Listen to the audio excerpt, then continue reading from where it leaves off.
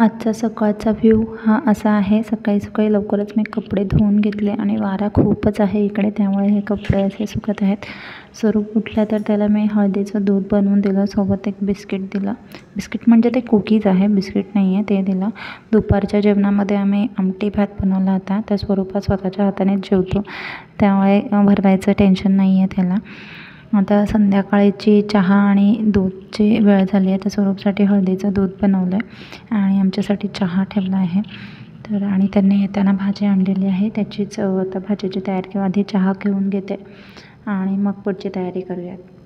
स्वरूपचं कसं आहे ना, आम्हाला चहा पिताना बघून तोसुद्धा चहाचीच डिमांड करतो, म्हणून त्याच्यासाठी आम्ही चहासोबतच हळदीचं दूध बनवतो, त्यामुळे आणि थोडीशी त्यामध्ये साखर टाकली की ते गोड लागतं, मग तोही ते पितो चहा समजून। तर त्याला असंच समजलं की तुझी चहा आहे की आमची चहा आहे, तर तो त्याचं चहा दूध वगैरे व्यवस्थित पितो।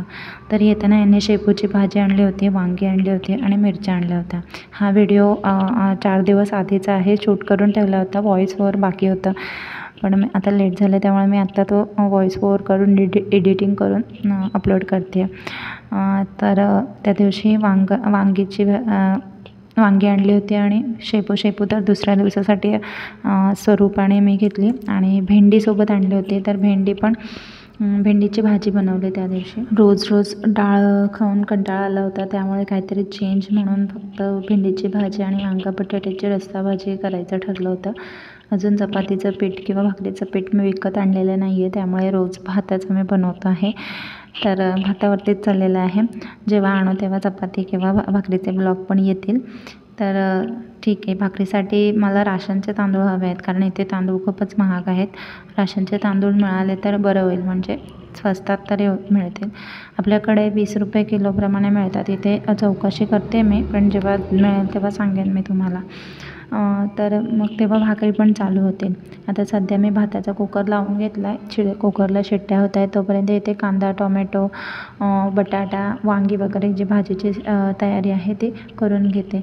आणि भेंडी आधीच मी कापून ठेवले होते, सो ते सगळे तयारी अशी मी करून ठेवत असते आणि मग फायनली फोडणीला देत असते।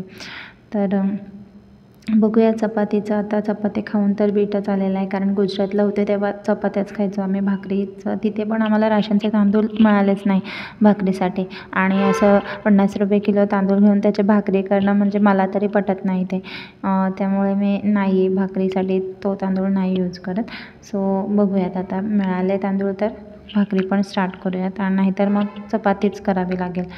चला, तर मग मी इथे वांगा आणि बटाटा कापून घेते। तर वांगा बटाट्याची भाजी म्हणजे मोजक्याच भाज्या असतात, भेंडी, वांगी झाली तर कारली, पालेभाज्यांमध्ये माठ असतो, मेथी आणि शेपू, बस एवढ्याच भाज्या आहेत।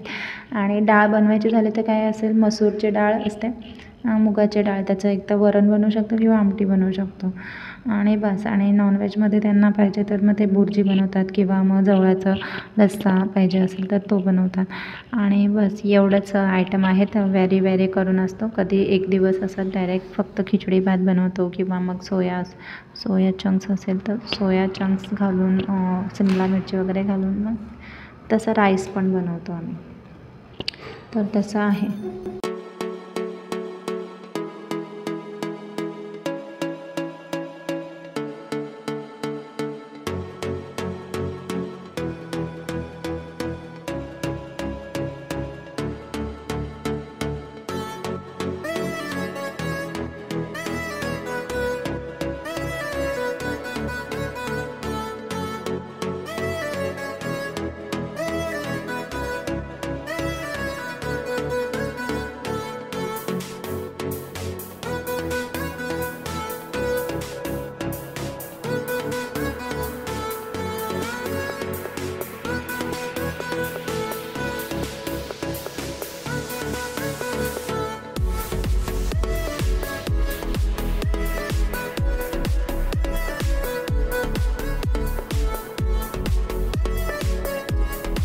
भेंडीची भाजी मी झाकण न ठेवता अशीच ओपनली शिजवते, त्यामुळे ते चिकट नाही होत।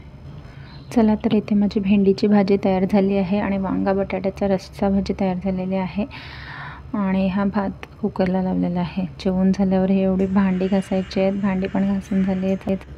चलो, बाय, थँक्यू।